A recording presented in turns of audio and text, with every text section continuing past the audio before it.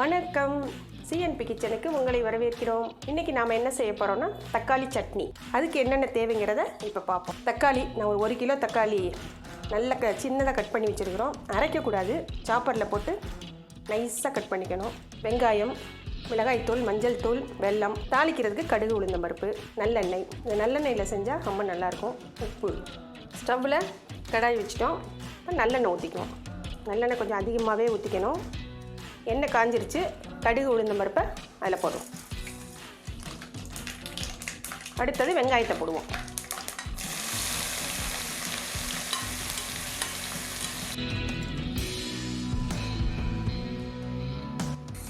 வெங்காயம் வதங்கும் போது மஞ்சத்தூள், தேவையான அளவு உப்பு. வெங்காயம் நல்லா வதங்கட்டும். இதில் தண்ணியே சேர்க்காமல் செய்யணும். ஏன்னா தக்காளியில் இருக்கிற தண்ணியே வதங்கிறதுக்கு நல்லாயிருக்கும். வெங்காயம் நல்லா வதங்கிருச்சு. தக்காளியை போட்டுருவோம்.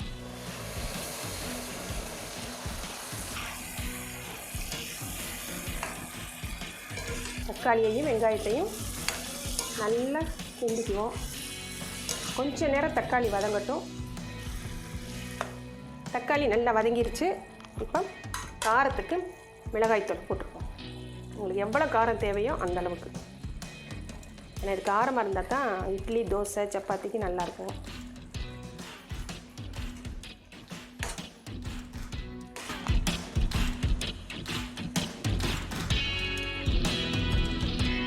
மிளகாய்த்தூள் போட்டாச்சு. உப்பு கம்மியாக இருந்ததுனால நான் கொஞ்சம் உப்பு போட்டிருக்கேன். காரம் சரியாக இருக்குது. இந்த மூடி கொஞ்சம் நேரம் சிம்மில் தக்காளியினுடைய பச்சை வாசம் போகிற அளவுக்கு நல்லா கொதிக்கட்டும். இடையில் கொஞ்சம் கொஞ்சம் கிளறி விட்டுக்கிட்டே இருக்கணும். எண்ணெய் பிரிஞ்சு வந்துருச்சு. இந்த நாட்டு சர்க்கரையை எடுத்து அதில் போட்டோம்.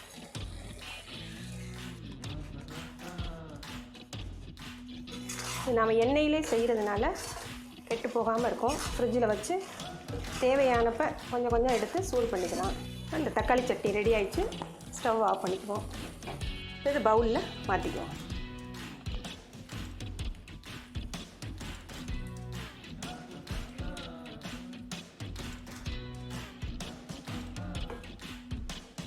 இந்த மாதிரி எளிமையான ஒரு தக்காளி சட்னியை நீங்களும் வீட்டில் செஞ்சு சாப்பிட்டு பாருங்கள்.